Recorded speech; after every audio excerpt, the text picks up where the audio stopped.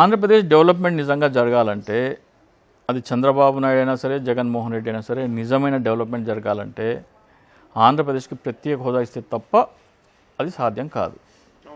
మొన్న పవన్ కళ్యాణ్ ఒక మీటింగ్లో, ఒక సినిమా మీటింగ్లో యువత సైలెన్సర్లు తీసేసి యాక్సిలరేటర్లు రేజ్ చేసి రోడ్ల మీద స్టంట్లు చేయకపోతే వాళ్ళ ఎనర్జీ అంతా ఏమైపోతుంది అన్నాడు.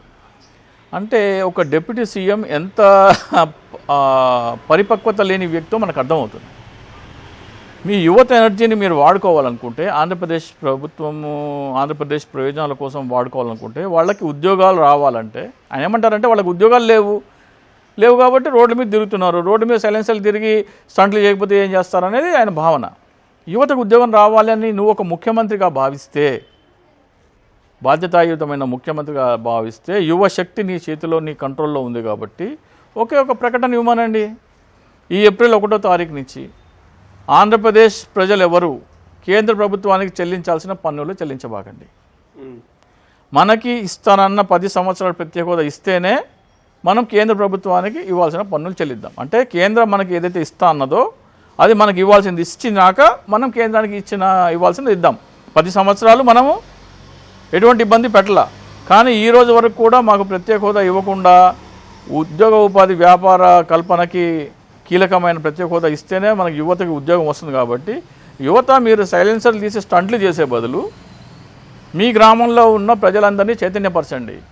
ఆంధ్రప్రదేశ్ నుంచి ఎవరు కేంద్ర ప్రభుత్వ పన్నులు చెల్లించకండి. ఇన్కమ్ ట్యాక్స్ కానీ దొంగ నాటకాలు ఆడద్దు. ఆంధ్రప్రదేశ్ ప్రయోజనాల గురించి నేను ఏదో పెద్ద ఉద్ధరిస్తున్నానని దొంగ నాటకాలు ఆడద్దు. డెమరేజ్ పడింది, వచ్చిన దానికంటే ఎక్కువ పడింది. మరి ఇప్పుడు అంటే మీరు ఇట్లా చెప్తున్నారు, పనులు ఎవరు కట్టద్దు, ఇవన్నీ చేయొద్దు అంటే అలా మాట్లాడే ఇది ఉందా అంటున్నా. నువ్వు ఆంధ్రప్రదేశ్ ప్రయోజనాల గురించి ఆలోచిస్తే అది మాట్లాడు. ఎందుకు కట్టవు అది ఏది అన్నా అనుకోండి, 10 సంవత్సరాలుగా మీరు ఇస్తానది ఇవ్వలేదు, మా యువతకు ఉద్యోగాలు లేవు, రోడ్ల మీద స్టంట్లు చేసి సైలెన్సర్లు తీసేసి తిరుగుతున్నారు, వాళ్ళకు ఉద్యోగాలు కావాలి. వాళ్ళకు ఉద్యోగాలు కావాలంటే మేము కేంద్ర ప్రభుత్వ పన్నులు చెల్లించము. ఏమేమి ఉండే కేంద్ర ప్రభుత్వ పన్నులు? ఇన్కమ్ ట్యాక్స్ కానీ, సర్వీస్ ట్యాక్స్ కానీ. సర్వీస్ ట్యాక్స్ అంటే సర్వీస్ డాక్టర్స్, లాయర్స్ వీళ్ళందరూ ఉంటాయి కదా, వాళ్ళ సర్వీస్ ట్యాక్స్. అలాగే నేషనల్ హైవే టోల్ ట్యాక్స్.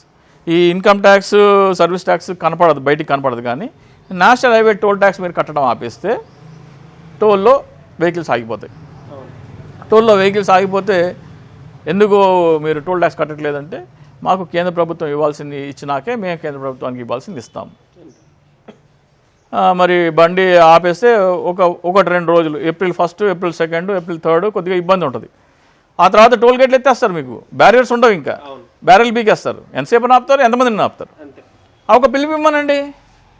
ఆ పిలిపిస్తే ఆంధ్రప్రదేశ్ ప్రజలు ఎవరు పన్ను కట్టరు కాబట్టి దేశం అంతా చర్చ మొదలవుతుంది. ఎందుకు ఆంధ్రప్రదేశ్ ప్రజలు పన్ను కట్టట్లేదంటే కేంద్రం వాళ్ళకి హామీ ఇచ్చింది, ఇవ్వట్లేదు అంటే ఎందుకు హామీ ఇచ్చింది అంటే మా ఆంధ్రప్రదేశ్ విభజనలో మేము నష్టపోయినందుకు అది మాకు ఇస్తాన నష్టపరిహారం. ప్రత్యేక హోదా ఏంటి? అది హామీ కాదు, నష్టపరిహారం మాకు ఇస్తే మాకు ఇవ్వాల్సింది 10 సంవత్సరాలు మేము ఓపికతో ఉన్నా కానీ మమ్మల్ని పట్టించుకోవట్లేదు కాబట్టి మాకు ఇవ్వాల్సింది మాకు ఇచ్చి మీకు రావాల్సింది మీరు తీసుకోండి. మాకు ఇవ్వాల్సిన 10 సంవత్సరాలు ప్రత్యేక హోదా ఇచ్చిన తర్వాత ఇన్కమ్ ట్యాక్స్, సర్వీస్ ట్యాక్స్ బకాయిలతో సహా చెల్లిస్తాం. నేషనల్ హైవే టోల్ ట్యాక్స్ మాత్రం మర్చిపోండి, అది బకాయిలతో కూడా చెల్లించాము. ఇన్కమ్ ట్యాక్స్, సర్వీస్ ట్యాక్స్ మాత్రము బకాయిలతో సహా మీరు మాకు 10 సంవత్సరాల ప్రత్యేక హోదా ప్రకటించిన తర్వాత మీకు చెల్లిస్తాము. ఈ ప్రకటన చేయమనండి. ఈ సీఎం, డిప్యూటీ సీఎం ఎందుకు, నెక్స్ట్ సీఎం ఆయనే. ఈ ఒక్క ప్రకటన చేస్తే, ఇప్పుడు కాదు, ఇది పవన్ కళ్యాణ్కి నేను 2015 నుంచి చెప్తున్నా. ఈ బ్యాడ్జ్ పెట్టుకున్న విషయము, ఈ ట్యాక్స్లో ఆపేయమనే విషయము ప్రకటన చేయమని 2015 నుంచి చెప్తున్నా. 2015లో ఆయన ప్రకటన చేసింటే 2019లో సీఎం అయ్యేవాడు. నేను ఎందుకు పవన్ కళ్యాణ్, జనసేన పార్టీ పవన్ కళ్యాణ్ది కాదు, అది టీడీపీ పెట్టించిన బినామీ పార్టీ అని ఎందుకంటానంటే ఆయన రాష్ట్ర ప్రయోజనాల కోసం ఎప్పుడు మాట్లాడు. చంద్రబాబు నాయుడు ప్రయోజనాల గురించే మాట్లాడతాడు.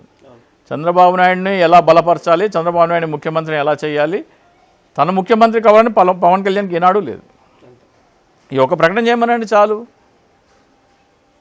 ఆంధ్రప్రదేశ్ ప్రజలారా మీరు ఎవరు పన్నులు చెల్లించబాకండి, మాకు ప్రత్యేక హోదా ఇచ్చిన తర్వాత మేము చెల్లిస్తాము అని చేయమనండి. నెక్స్ట్ సీఎం ఆయనే ఆంధ్రప్రదేశ్కి.